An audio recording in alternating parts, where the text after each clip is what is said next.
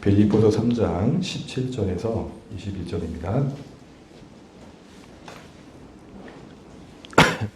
네, 함께 교독하실 때 제가 17절 먼저 읽겠습니다. 형제들아 너희는 함께 나를 본받으라. 그리고 너희가 우리를 본받은 것처럼 그와 같이 행하는 자들을 눈여겨보라. 내가 여러 번 너희에게 말하였거니와 또 눈물을 흘리며 말하노니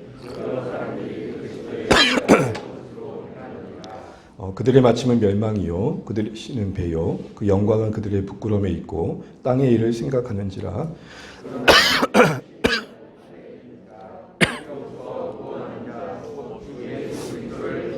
같이 읽습니다.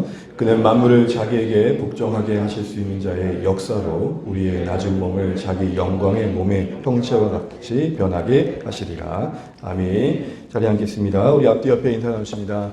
함께 예배하며 감사합니다. 네, 새해 복 많이 받으십시오. 네. 벌써 10월이 되니까 한 해가 진짜 저문다는 느낌이 들고 또 내리막길이라는 느낌도 드는데 또 하루하루 또 우리가 은혜로 살아왔듯 앞으로도 그렇게 살아가면 좋겠습니다. 특별히 여러분 10월이 저희가 또 11개월을 맞이하는 것 같습니다. 첫 걸음을 내딛고 그래서 시간은 흘러가지만 또 흘러가는 시간 속에서 또 쌓여가는 은혜도 있으면 좋겠습니다. 자, 오늘 본문의 말씀을 가지고 계속해서 빌립보서 말씀을 나눌 때에 바울의 눈물의 호소라는 제목으로 나눠보고자 합니다. 우리가 4절부터 16절까지 해가지고 바울의 신앙의 고백을 다루었습니다. 바울의 신앙의 고백. 한마디로 말하자면 저는 이렇게 표현하고 싶습니다. 주님은 나의 최고봉이다. 다른 말로 말하자면 바울의 삶의 이유와 목적이 예수에 있다라는 것입니다. 예수님께 있었다는 것입니다. 특별히 나누었던 내용들은 간략하게 얘기하자면 무엇보다 은혜 안에 기뻐함이 있었죠. 바울도 인간인지라 왜 행위에 의존하는 마음이 없었겠습니까? 보람과 뿌듯함과 성공하고 싶은 마음이 왜 없었겠고 하나님 앞에 그래도 조금 괜찮은 모습으로 서고 싶은 마음이 왜 없었겠습니까? 그럼에도 불구하고 깨닫는 건 내 육체를 신뢰하는 것이 한계가 있다는 것을 아는 거죠. 그런데 되려 그 절망 안에 은혜가 담기더라는 것입니다. 이게 기독교의 복음의 역설입니다. 그런 가운데 그는 예수 안에서 내가 하나님 자녀됨이 은혜 위에 있다는 게 참 감사하다. 여러분 우리의 생애가 살아가면 살아갈수록 여러분의 현실 속에서 발견되어지는 것들이 야 내가 예수 안 믿으면 우회할 뻔했노. 예수 안 믿으면 어쩔 뻔했노. 이런 마음들이 자리 잡아가시는 여러분의 생일이시면 좋겠습니다. 두 번째 그 신앙의 고백은 무엇이었습니까? 무엇보다도 그 은혜의 기쁨이 삶의 방향을 잡죠. 여러분 은혜는 우리를 철들게 합니다. 은혜는 우리의 걸음을 헛된 곳으로 향하게 하지 않습니다. 그러기 어설프게 복음을 모르는 자들이 복음이 그런 내용이라면 아무렇게나 살아도 되겠네 이렇게 말하는 겁니다. 복음은 방황케 하지 않고 방향을 잡죠. 바울이 잡았던 그 방향은 무엇입니까? 예수 죽으심을 본받고 싶다. 부활의 권능에 참여하여 결국 예수님을 더욱 닮고 싶다라는 삶을 고백하죠. 이제는 그것이 그의 삶의 표대가 된다고 말합니다. 표대는 뭐였습니까? 우리가 쉽게 버킷리스트라고 했죠. 우리의 인생에 후회하지 않아야 될 것. 내가 이걸 해야 후회하지 않겠다. 이거저거 다 해봤지만 이거 하지 않는다면 난 후회할 것 같다. 라는 그 내용이 바로 예수 닮는 거였다는 것이었습니다. 다시 말하면 그의 평생에 예수 닮는 것이 후회하지 않을 삶의 가치로 자리매김했다는 것이죠. 여러분 신앙생활 하면서 우리와 하나님의 관계가 점점 더 분명해져 가면 좋겠습니다. 애매한 관계 말고요. 이것저것 저것도 아닌 관계가 아니라 확실하게 주의 품에 안겨 그 안에서 심겨진 자로서의 삶을 살아내시면 좋겠습니다.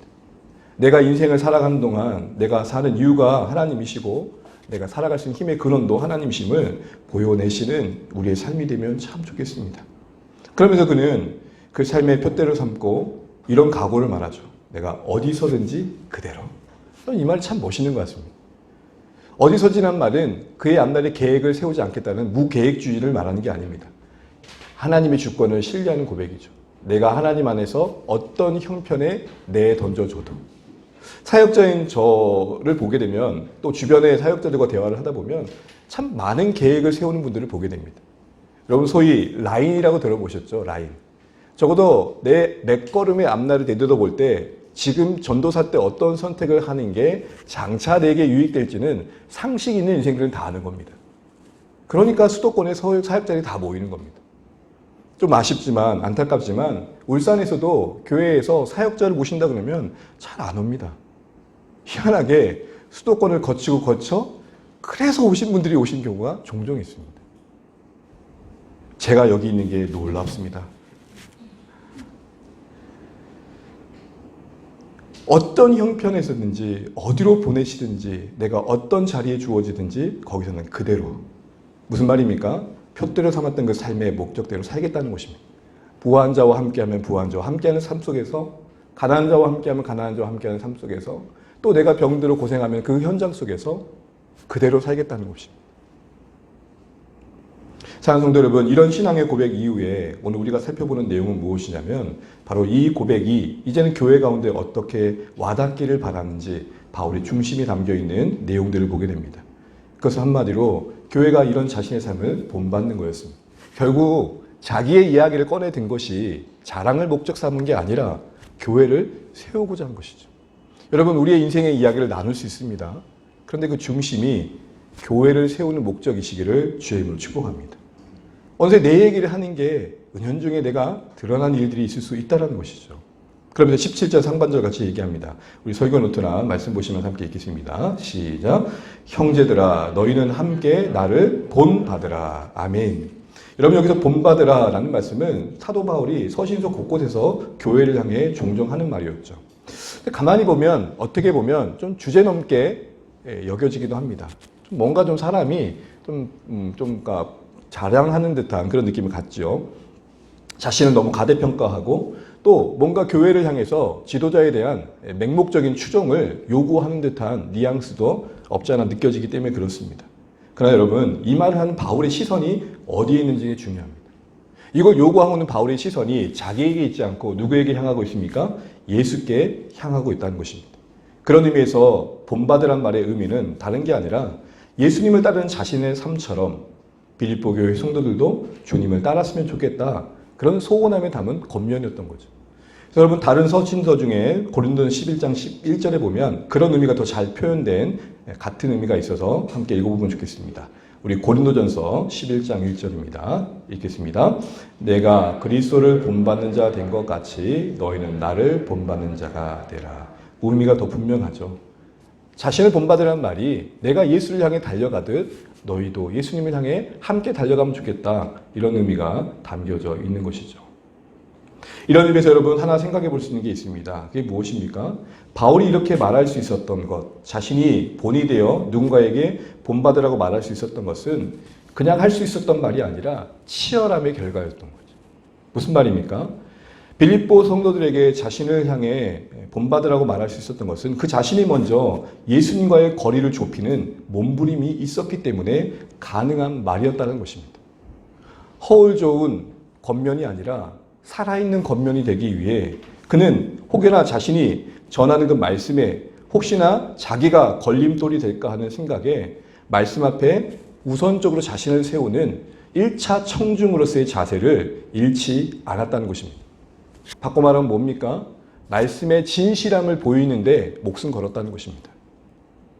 말씀이 자신의 삶으로 인해 비방받지 않도록 주의했다는 것이죠.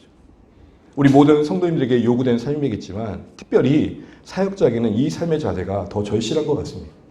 여러분, 교회 안에서 누가 제일 말을 많이 합니까? 말을 많이 하는 만큼 책임이 무겁겠죠. 그래서 여러분, 야고보서에서는 선생된 자들이여 말을 아껴라 라고 합니다. 신중하란 말만은 아닐 것입니다. 그 말이 너의 삶이 되는지를 늘 되돌아봐야 될 것이다. 이런 권면이겠죠. 해외에서 교회를 섬기셨던, 한인교회를 섬기셨던 어떤 목사님의 이야기 중에 들었던 내용입니다. 한인교회는 종종 이렇게 1년에 한 번씩 부흥회를 하는 기회들이 많은데요. 부흥회를 하다 보면은 제일 중요한 게 뭡니까? 아무래도 강사를 누구를 섭외하는 게 아니겠습니까? 강사를 섭외하다 보니까 이게 이야기를 하다 보면 이제 나오잖아요. 목사님끼리 모이다 보면 이분은 참 스피치가 참 좋은데 좀 아쉬워하는 게 있잖아요. 요즘은 이렇습니다. 강단 위에서 성도들에게 끼치는 파급력은 참 좋은데 내려오면 입이 너무 거칠어. 그래서 목사님들이 늘 위축된다는 거예요. 그러니까 뭐 한인교회 사이즈가 뭐 고만고만하지 않겠습니까? 그래서 이제 자신이 갖고 있는 위세를 가지고 사역을 그런 식으로 하면 안 된다고 그러니까 자꾸 쪽을 주니까 이분은 성도들에게 은혜가 되는데 우리한테 은혜가 안 된다. 와. 그래서 또 정말 성품이 좋으신 분을 모시고 나면 이게 언변이 안 따라주니까 고민이 된다는 거예요. 그러면서 이런 결론을 내렸대요. 그분을 모시되 그분을 강단 위에서만 봅시다. 내려오지 않게 기도합시다. 여러분, 우리 장로교인데 감리교회 시작을 누가 했다고 여러분 많이 알고 계십니까? 요한 웨슬리가 많이 들어보셨죠? 맞습니다. 감리교회 그 시작에 수장으로서 요한 웨슬리가 큰 일을 하죠. 그런데 실제적으로는 그렇지 않습니다.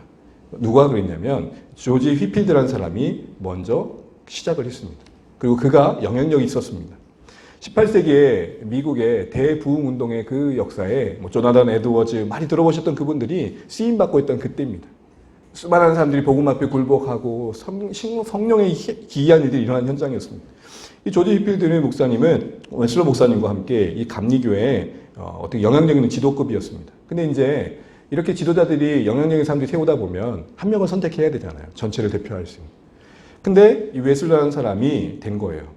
그 과정에 휘필드 목사님의 자신을 포기함이 있었습니다. 휘필드 목사님 성품도 좋고 메시지도 좋으니까 하시면 좋겠는데 자신을 내려놓으면서 그렇게 말을 합니다. 내 이름은 사라지게 해주십시오. 대신 그리스도께서 영광받게 해주십시오. 더하여 묘비에 이렇게 적어달라고 고백합니다. 제 묘비에 이 글자를 적어주십시오. 내가 누구였는지는 위대한 심판불 앞에서 밝혀지리라. 지금 여기서 내가 어떠한 자로 인정되어지냐 보다 더 중요했던 건 자신이 그 수장 자리를 받았을 때에 예측이 됐던 거예요. 이게 나눠질 수밖에 없겠구나. 웨슬을 따르는 사람도 있고 나를 따르는 사람도 있으니 이게 나눠질 수밖에 없겠구나. 그래서 자신을 내려놓은 거죠. 그러면서 그의 시선은 심판날 앞에 내가 누구였는지가 밝혀지는 것에 더 시선을 두었다는 이야기입니다. 목사님 저 자신을 먼저 더 돌아보게 됩니다. 걸림돌인지 디딤돌인지. 아직은 걸림돌은 아니죠. 점점 시간이 흐를수록 저 자신도 저를 책임질 수 없는 모습이 있을 수 있을 거라 생각됩니다. 인생이니까요. 그러나 인생이기에 어쩔 수 없다는 말에 저를 맡기고 싶지도 않습니다. 저도 몸부림치겠습니다. 사랑하는 성도 여러분, 말씀 앞에 그 누구보다도 1차 청중이 되셔서 나를 본받으라 감히 말할 수 있는 여러분의 선한 삶들이 만들어지시기를 주님의 이름으로 축복합니다. 그러면서 본받으라고만 하지 않고 덧붙여 이런 말도 합니다. 너희는 뭐예요? 함께. 이렇게 주님을 본받는 일이 빌립보 교회 가운데 함께 일어날 일임을 말씀합니다. 이것은 빌립보 교회 모든 성도들이 이 일에 하나 되기 소망한 마음도 있고 특별히 이 함께란 말을 덧붙였을 때에는 우리가 주님을 본받고 다시 말하면 배움이나 다른 삶을 사는 데 있어서 혼자 하기가 쉽지 않다는 겁니다. 함께함에 유익이 있음을 말하는 겁니다. 한 성도님과 상담을 했습니다. 이런 이야기를 저런 이야기를 주는 중에 예전 이야기입니다. 어디 교회를 섬기셨습니까? 라고 이야기를 했을 때에 어디 유명한 교회를 얘기하시더라고요. 저기 서초구에 있는 땡땡 교회를 다녔습니다. 유명한 교회죠. 그래서 그러면서 제가 이런저런 얘기를 하더니 요즘 어떻게 거기서 훈련 참 잘 받으셨겠네요. 말씀 대강을 잘 하십니까? 했더니 저 그 교회 제자반 수료자입니다. 뭔가 좀 피치가 안 맞는 듯한 느낌이 있잖아요. 요즘 말씀이 은혜가 되세요라는 질문을 했는데 저 거기 제자반 수료자입니다. 아니요. 하나님의 말씀 앞에 최근에 눈물 흘려본 적이 있냐고요. 더 이상 대화가 이어질 수 없었습니다. 유명한 교회에 있음으로 인해서 누릴 수 있는 유익이 있습니다. 그 함께함의 유익이 있죠. 그러나 이게 유익만 되겠는가라는 것입니다. 다시 말해 함께한 자체가 유익을 자동적으로 보장해 주는 건 아니라는 것입니다. 그런 의미에서 주안의 교회는 유명하지 않은 게 감사합니다. 우리가 유명해지는 게 딱 한 가지입니다. 여러분이 잘하셔야 돼요. 저가 잘해야 돼요. 우리 모두의 공동 책임. 제가 조금 더 책임 있는 걸로 하고 우리가 만약 유명했다면 그 유명세에 우리는 숨을 수 있는 능력자가 될 것입니다. 그 성도님이 그런 마음을 했을 때 적어도 저는 우려되는 모습들을 보여준 거라 생각되어집니다. 함께한 자체가 유익을 자동으로 보장해 주지 않는다는 것은 우리 각자가 서로가 노력해야 할 몫이 있음을 말하는 것이겠죠. 그런 만큼 공동체의 관심과 분위기를 우리가 어떻게 만들어 가고 있는지가 참 중요합니다. 여러분 주 안의 교회 오셔서 여러분 우리의 교회의 시선과 관심은 어디 있는 것처럼 보이십니까? 여러분 우리는 무엇보다도 주님을 본받는 일에 하나 되고 있다고 생각되어지십니까? 주 안의 교회가 이런저런 일들을 함께 계획하고 기도할 때 아직은 미약한 시작들을 하고 있고 걸음을 걷고 있지만 이 일에 여러분은 어떤 마음으로 함께 하고 계십니까? 저는 우리 자신의 평가보다 더 중요한 것은 정말 교회를 모르는 분이 정말 복음을 모르는 분이 그 비신자가 주 안의 교회에 왔을 때 보는 게 가장 정확한 판단이라는 생각들을 해봅니다. 우리의 표정 속에 우리의 대화 속에 우리의 삶의 가치 속에서 그가 복음을 볼 수 있다면 우리 잘 가고 있는 것입니다. 이런 측면에서 여러분 우리 자신을 오늘 본문에 너희는 함께라는 말씀 앞에 돌아보게 되는 것이죠. 더하여 이어서 바울은 이제는 또 하나의 부탁을 하는데 그것은 17절 하반절에 나옵니다. 우리 같이 한번 읽어볼까요? 그리고부터요. 시작. 그리고 너희가 우리를 본받은 것처럼 그와 같이 행하는 자들을 눈여겨보라. 아멘. 그와 같이 행하는 자들을 눈여겨보라. 이 말의 의미는 뭘까요? 특별히 여러분 눈여겨보라라는 것은 가까운 주변에서부터 배움의 시선과 관심을 가지고 좀 잘 살펴봐라. 주의 깊게 대해라. 그리고 잘 분별해라. 이렇게 말하는 것입니다. 여러분 제가 대전에서 사역할 때에 종종 함께 장태산이라는 곳을 갑니다. 한번 가보신 분들 계십니까? 이게 되게 잘 되어 있어요. 되게 편백나무가 많이 모여 있고 되게 산책로도 좋고 가면은 힐링이 되는 공간입니다. 근데 거기에 나무들 아래마다 시나 문구들을 이렇게 새겨놨는데 그 나무 아래 이런 문구가 있었는데 제가 아직도 기억하고 있습니다. 그 나무가 그렇게 말하더라고요. 심겨진 곳에서 나무는 원망하지 않는다.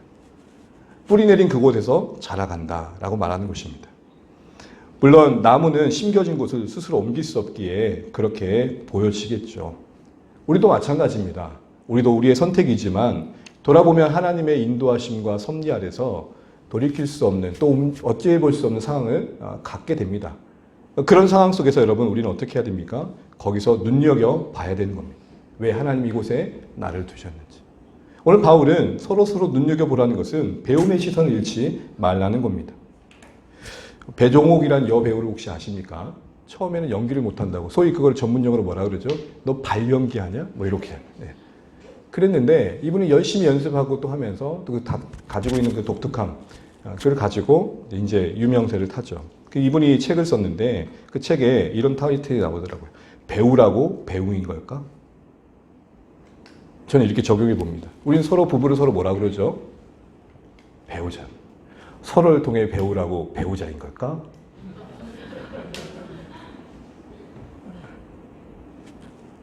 배우고 계십니까? 닮아가신 거 보니 잘 배우고 계신가? 여러분 혹시 맹모 삼척지교란 말을 들어보셨죠? 맹자의 어머니가 자녀 교육을 위해서 이사를 3번이나 했다는 유명한 말입니다. 이 말을 붙들고 강남에 있는 어머니들이 많이 옮겨 다니시잖아요. 환경의 중요성을 강조하는 말입니다. 근데 여러분 요즘 새로운 해석이 돌고 있습니다. 묘비에서 하도 곡소리를 배우니까 옮겼잖아요. 근데 이걸 이렇게 해석합니다. 묘비의 근처에서, 묘지 근처에서 인생의 근본을 배운다. 그럼 시장 자작거리에서 하도 장사하는 소리를 배우니까 옮긴 거잖아요. 근데 이렇게 해석합니다. 시장 한복판에서 실경제를 배운다. 그리고 이제 서당 가까운 데 가죠. 이 모든 걸 위해 배움의 필요성을 가르친다. 아다르고 어다른 것 같지만 이제는 환경의 중요성을 넘어 배우는 자의 책임 있는 자세가 더 중요함을 말해주는 해석인 것 같습니다. 사랑하는 성도 여러분, 우리 신자로서 배워가야 합니다. 이 부분에 우리 모두가 적지 않은 부담감을 갖고 계실 겁니다. 그런데 여러분 꼭 어딘가로 가야겠다는 부담을 내려놓으십시오. 하나님께서 심겨진 주 안의 교회에서 허락된 만큼 또 원하시는 만큼 그래도 누리며 얻어가시며 자라가시면 좋겠습니다. 네, 아멘은 안 하신 거 보니까 자라가시면 좋겠습니다. 또한 여러분 이 말씀에 눈여겨보라는 말씀은 진심으로 주변을 살필 때에 주를 따르는 자들이 찾기 쉽지 않음을 알게 될 것이다 라는 말입니다. 그러니까 널려있는 게 아니고 이런 표현 써서 죄송합니다. 여기저기 늘 가득한 게 아니라 찾아봐야 될 만큼 발견된 만큼 진짜 그리스도인들을 만나기가 쉽지 않은 형편을 바울은 이야기하는 것입니다. 물론 긍정적인 의미에서는 그런 중에도 하나님의 주권 아래 주님을 따르는 자가 있다는 것을 볼 수 있겠죠. 마치 엘리야 시대에 주님 저밖에 없습니다라고 말할 때에 아니야 바알에게 무릎 꿇지 않은 7천이 있잖아 라고 상기시켜 주셨던 말이죠. 근데 여러분 18절을 보시게 되면 십자가의 원수가 한두 명이 아니라 여러 사람이라고 말합니다. 바로 그런 분위기 속에서 진심으로 주님을 본받고자 하는 사람을 발견한다는 게 쉽지 않죠. 안타깝죠. 슬프죠. 그래서 바울은 18절 같이 고백합니다. 18절 함께 읽어보겠습니다. 시작. 내가 여러 번 너희에게 말하였거니와 그리스도의 십자가의 원수로 행하느니라. 아멘. 오늘 본문에 보게 되면 바울은 눈물을 흘립니다. 이제도 눈물 흘린다는 말은 눈물이 이번만 흘리는 일이 아니라 계속해서 그 안에는 눈물이 마르지 않았음을 의미합니다. 여러분 눈물에는 참 많은 의미가 있죠. 기쁨도 있고 슬픔도 있고 때로는 동정, 아픔, 연민, 감동 등 다양한 감정들이 우리의 눈물로 표현됩니다. 그러기에 눈물은 해석이 필요합니다. 어떤 어머니가 자녀의 성적표를 보고 울더랍니다. 그 자녀의 성적표는 그랬습니다. 가가 미. 저희 때 수음이 양가 미는 치우겠습니다. 어머니 울면서 그 눈물이 해석이 안 되는 거죠. 조마조마한 거죠. 그때 그 어머니가 이렇게 말을 하더랍니다. 아이야, 너무 한가 고민에 집중하지 않았으면 좋겠다. 눈물은 잘 해석해야 됩니다. 오늘 바울의 눈물은 크게 두 가지로 저는 이해됩니다. 첫 번째는 예수님 만남, 그 만남이 은혜임을 보이고 있습니다. 여러분 바울이 주님을 만나기 이전에 다메섹 도상에서 주님을 만나기 이전에 참 비정한 사람이었다는 걸 우리가 잘 압니다. 핍박자였습니다. 그 눈에는 뭐가 있었죠? 살기가 가득했습니다. 냉혹한 사람이었습니다. 스데반의 죽음을 지켜보면서 성경의 사도행전 8장 1절에 보게 되면 스데반의 죽음을 마땅히 여겼다고. 여러분 아무리 신념이 다르더라도 아무리 입장이 다르더라도 죽음 앞에서는 우리가 마음이 어때야 됩니까? 좀 인간의 보편적인 감정이라면 좀 슬퍼하고 안타까우고 그런 마음이 있어야 되는 거 아닙니까? 워낙 이 신념에 붙들렸던 사람이 유대교에 열심히 붙들렸던 사람들 못하니까 기독교를 신자였던 이 스데반이 죽은 게 당연하다고 말합니다. 여러분 이게 무섭습니다. 종교에서 양심이 빠지잖아요. 이만한 무서운 무기가 없는 것입니다. 종교에서 선한 보편적인 인간의 정서가 빠지잖아요. 이것처럼 잔혹한 게 없는 거예요. 그런 다음에 여러분 어떤 일이 있었습니까? 바로 다메섹 도상에서 주님을 만난 뒤에 그 예수님의 영광과 그 자신을 위해 죽으신 사랑을 알게 된 다음엔 회심한 다음 그는 마르지 않는 눈물을 가지고 있었던 것이죠. 뭘 본 겁니까? 하나님을 대적했던 그의 인생을 붙들어 돌이키신 그 은혜를 본 것이죠. 그래서 여러분 우리가 지난주에 살펴봤던 12절 말씀을 잠깐 보시게 되면 12절에 이렇게 되어 있습니다. 오직 내가 그리스도 예수께 잡힌 바 된 그것을 잡으려고. 여러분 여기서 말씀을 잘 보시게 되면 먼저 하늘의 소망이 그에게 바라봐지기 전에 하늘을 소망할 수 있도록 붙잡아 주셨던 주님이 먼저 계심을 보게 됩니다. 무슨 말입니까?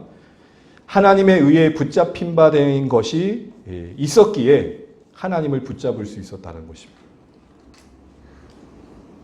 우리는 바울의 열심만 봅니다. 그의 다른 박질하는 뜀박질하는 그 심장 박동에 우리가 때로는 짓눌릴 때가 있습니다. 그럼 여러분 우리는 뭘 봐야 됩니까? 그의 심장 박동을 멈추지 않게 하고 있는 그 중심의 은혜를 보셔야 돼요. 그럼 질문해 봅니다. 바울이 받은 은혜는 더 특별한 건가요? 이런 말씀드려 죄송하지만 바울은 십자가의 사랑을 더 큰 십자가에서 죽으신 예수님을 경험한 건가요? 같은 은혜 안에, 같은 사랑 안에 반응이 다른 것이죠. 다메섹 도상에서 주님께서 그를 잡아주시지 않았다면 주님을 잡을 수 없었다는 사실 앞에 그는 무너진 것입니다. 여러분 사실은 고민하다가 1000번을 불러던 찬양을 했는데 저한테는 은혜가 됐는데 함께 하니까 조금 어렵네요. 다음에 안 할 겁니다.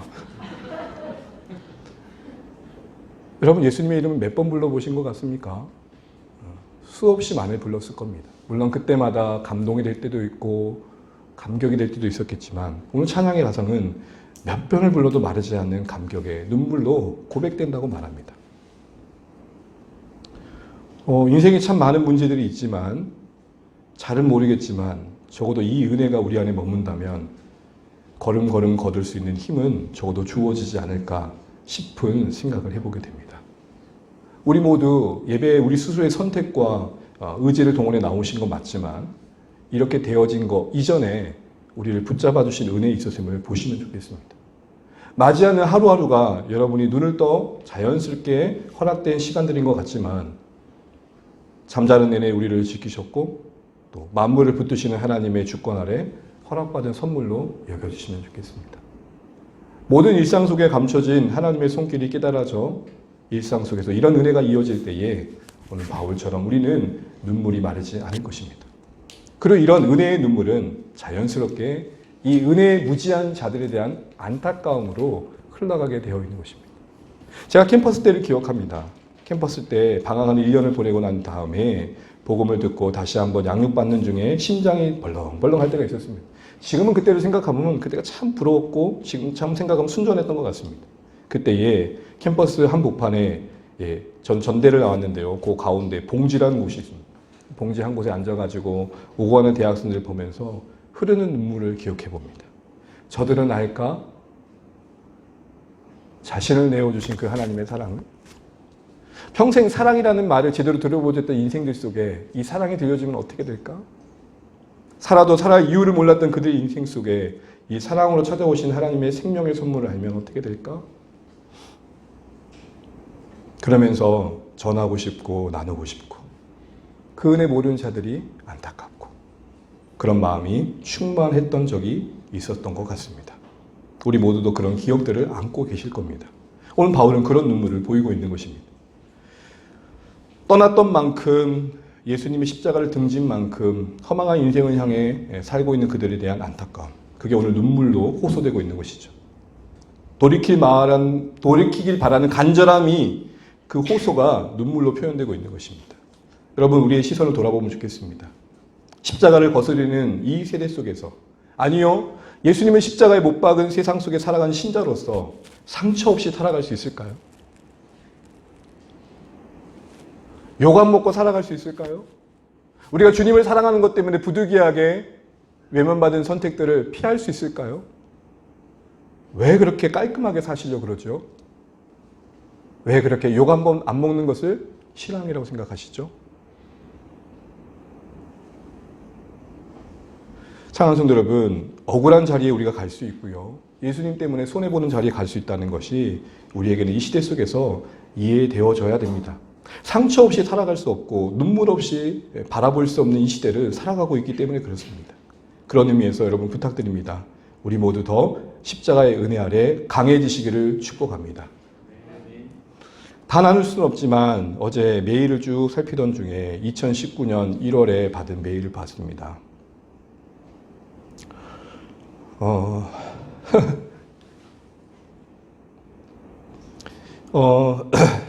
그 보내진 분의 성도님의 애절한 마음에 그 당시 함께 공감할 수 없었던 것, 연락을 참아 드릴 수 없었던 게 너무 속상해서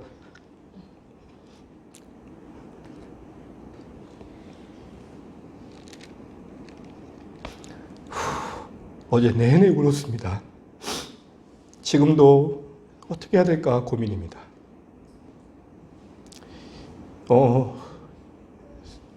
버림받은 자와 같이 여겨진다라는 그 고백에 함께 할 수 없었던 그때의 저의 마음이 용기 없었던 것 같고 회피한 것 같아 더욱 속상했습니다. 그런데 이 눈물이 희한하게 저의 마음을 더 추스렸던 기억이 있습니다. 추스리게 되더라고요.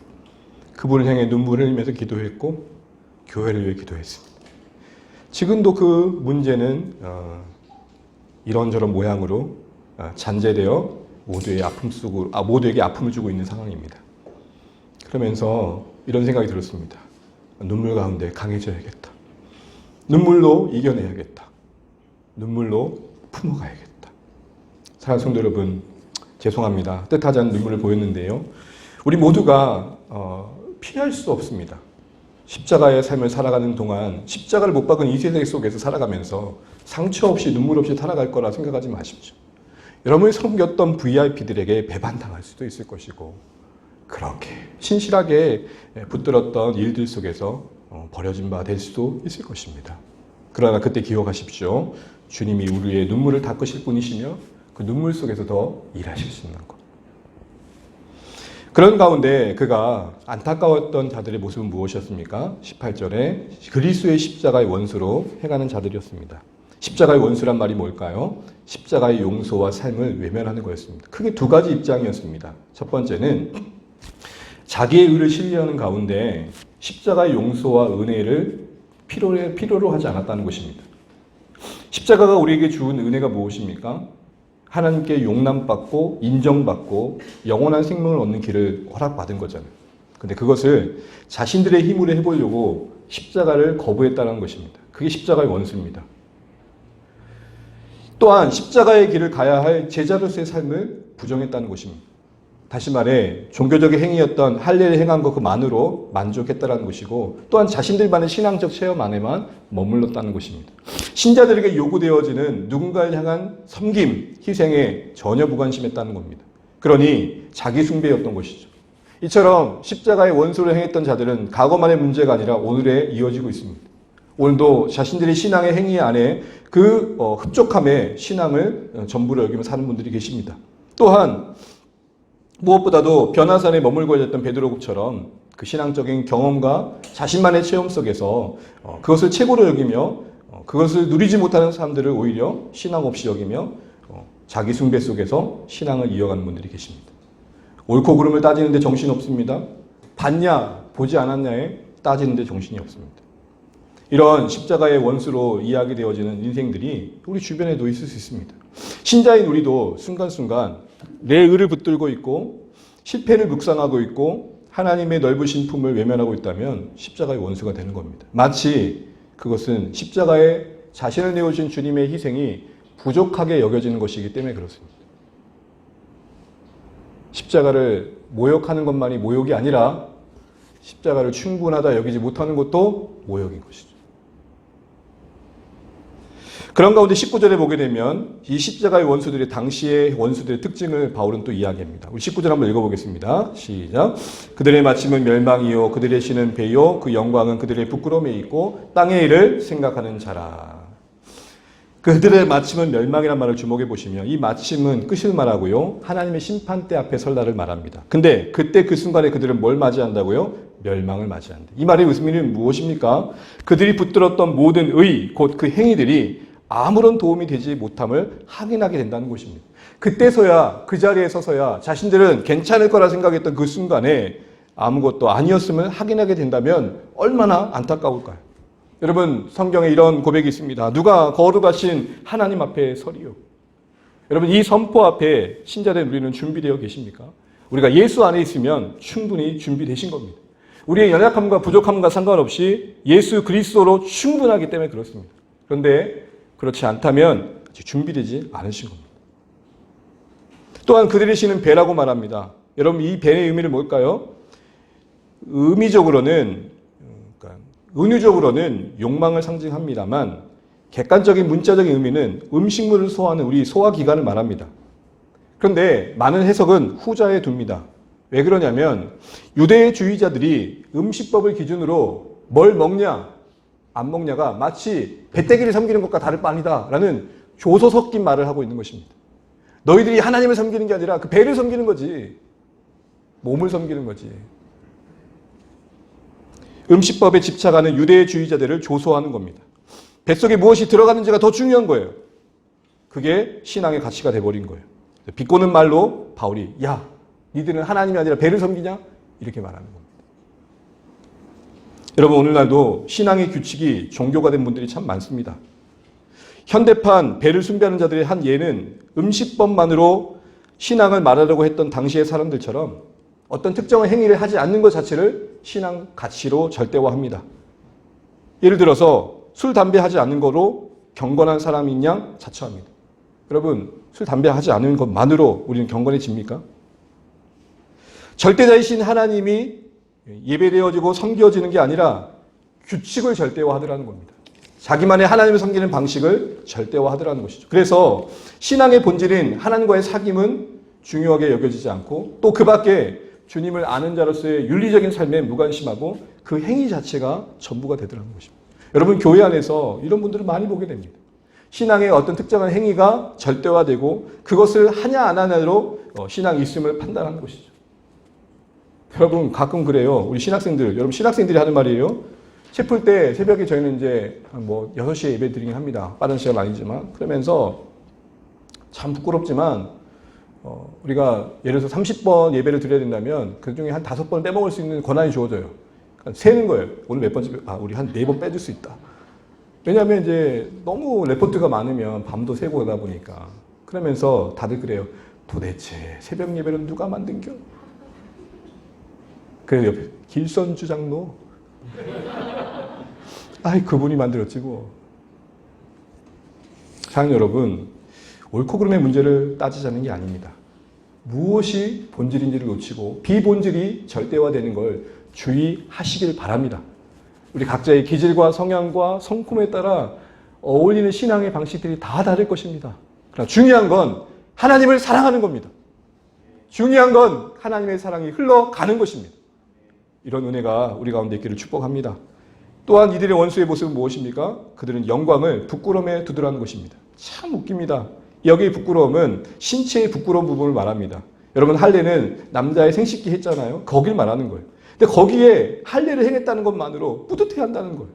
마치 여러분 이건 이와 같아요. 우리 애들이 뭐 남학생들이 이제 코 가다 보면 거울 앞에 자주 서잖아요. 그러면서 이렇게 하고 있어요.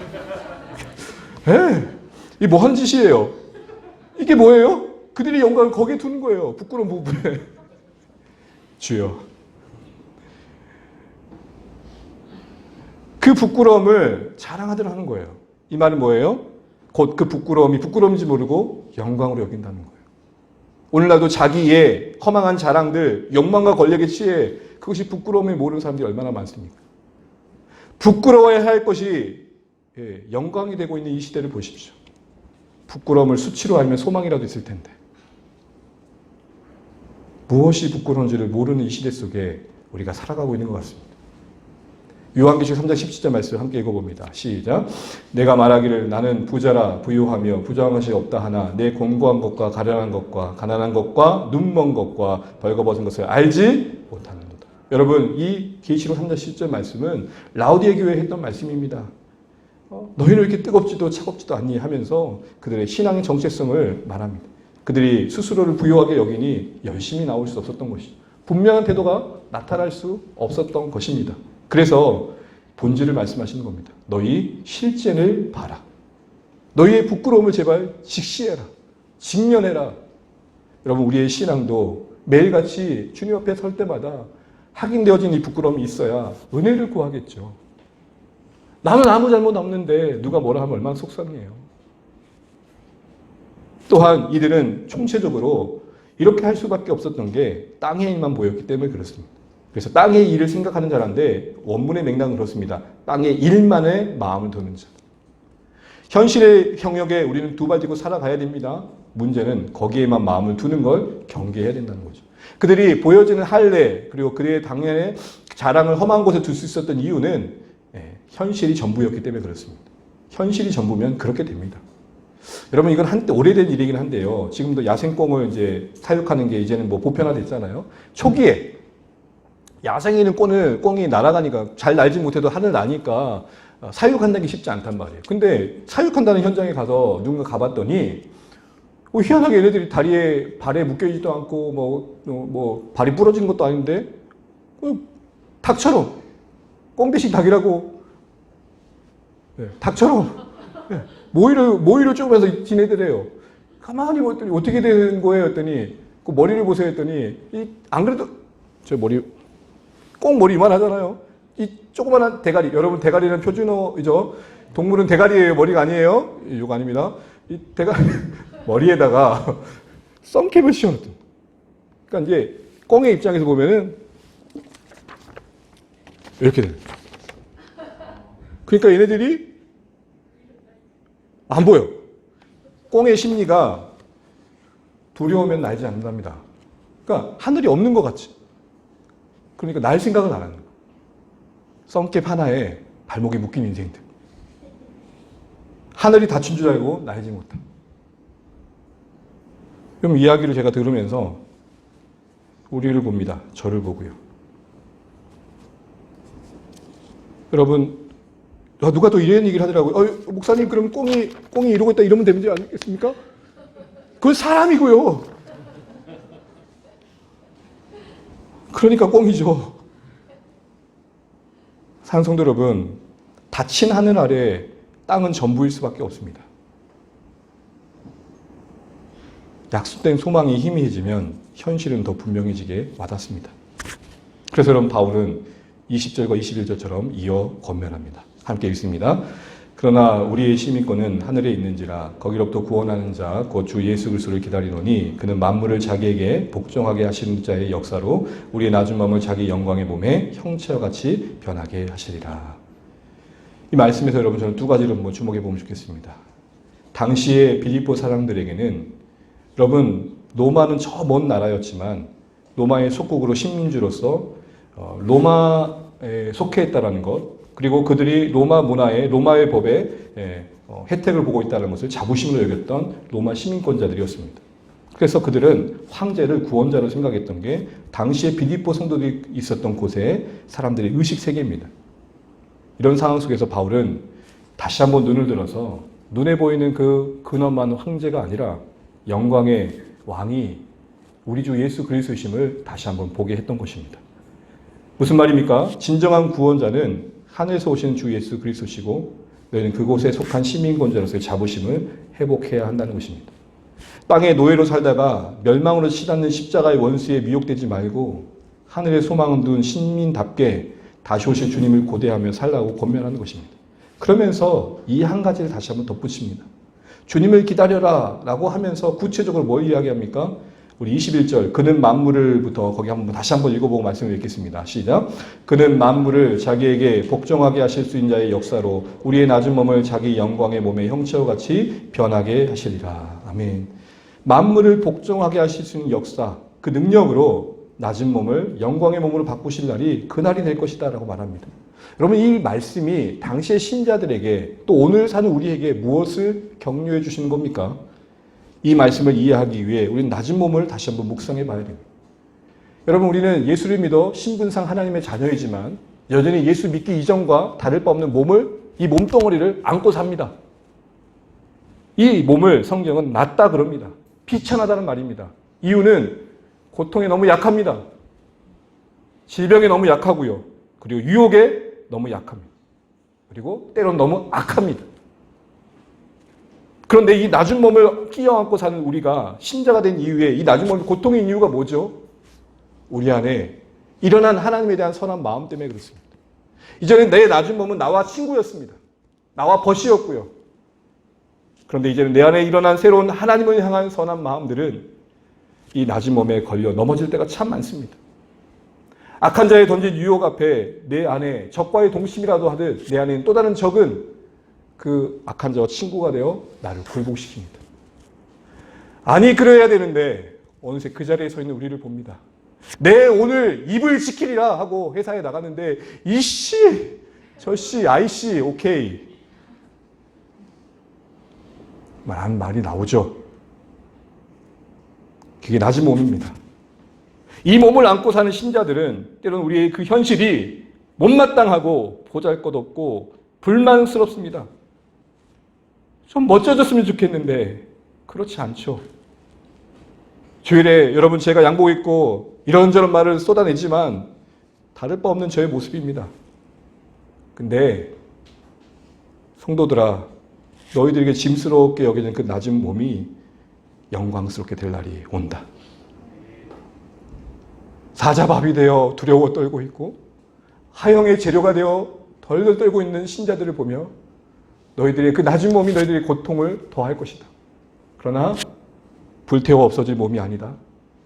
영광스럽게 바꾸어 주실 것이다. 사라져 없을 몸이 아니다. 그 너희들의 힘겹게 했던 몸이 주님 안에서 아름답게 변화될 날이 올 것이다. 그러니 인내하며 포기하지 말아라 말하는 것입니다. 한마디로 장차 우리의 낮은 몸을 영광스럽게 하실 주님의 다시 오실 날에 일어날 신령한 일들을 바라보면서 육체의 몸을 안고 신자로 살아온 우리의 현실을 견뎌내라고 하는 것입니다. 예수 믿는다는 것, 그거 하나 안에서 포기할 수 없는 인생임을 알라는 것입니다. 여러분, 우리는 때론 너무 멋져 보이길 원하는 마음이 커서 그만큼 되지 않는 모습에 스스로 위축되는 거 아닐까요? 근데 여러분, 낮은 몸을 입고 있는 우리의 현실은 그럴 수밖에 없습니다. 그러니 어쩔 수 없다는 말을 드리는 게 아닙니다. 그런 현실인 줄 알고 그것을 여러분의 삶의 일부를 여기며 오히려 그 절망스러운 현실 속에서 영광스러운 나를 더 그리워하십시오. 아, 이 낮은 몸이 훗날에 영화롭게 되겠구나. 은혜로다, 은혜로다. 신자들 우리도 서로를 바라보면서 대단한 걸 얘기하려고 하지 마십시오. 야, 나 어제 기도했더니 번쩍거리더라. 나 어제 하늘 갔다 왔시야. 그러지 마세요. 눈을 부릅뜨고 주님을 위해서 사는데 그렇게 살면 되겠니? 그러지도 마세요. 우리가 신앙으로 서로 만나서 자랑할 게 뭐가 있어요? 그렁그렁 눈물 흘리며 만나는 현실뿐이죠. 포장하려 해도 삐져나오는 이 욕망의 불꽃을 어떻게 해요? 그런 못난 인생들인 줄 알고 같이 가야죠. 못나 보이고 할 말 없는 이 인생길을 약속하신 그 신비로운 역사에 기대어 감당해 가라, 이 말씀하고 계시는 겁니다. 사랑하는 여러분, 낮은 몸입니다. 그런데 이걸로 이대로 끝내지 않겠다 하십니다. 육체의 아픔이든 심령에 관한 고통이든 심리적인 우울감이든 그게 나인 이상 안고 가십시오. 품고 가시며 그런 서로가 될 수 있도록 격려해 주십시오. 그렁그렁 눈물 보이며 자랑할 것 없는 우리의 인생임을 서로 이해시켜 주십시오. 큰 소리치거나 눈 부릅뜨고 어떻게 그럴 수 있어? 이러지 마십시오. 우리 낮은 몸 갖고 있습니다. 그런 줄 알고 영광스러운 몸으로 약속받은 그날을 다시 소망하면서 함께 표대를 향한 걸음을 놓치지 않는 우리의 삶 되시기를 주의 이름으로 축복합니다. 그리고 혹시 여러분 우리 머리에 썬캡이 있는지 돌아보십시오. 걷어내십시오. 그리고 하늘을 분명히 보며 신자에게 약속된 이 영광스러운 날들을 소망하며 신자로 낮은 몸 입고 살아가야 되는 이 현실을 직면하십시오. 안고 가꾸고 가십시오. 주님이 우리를 안고 계시기 때문이었습니다. 이거 놓치지 마시고 복음 안에서 참된 자유와 소망으로 승리해 가시는 우리의 신앙의 여정 되시기를 주의 이름으로 축복합니다.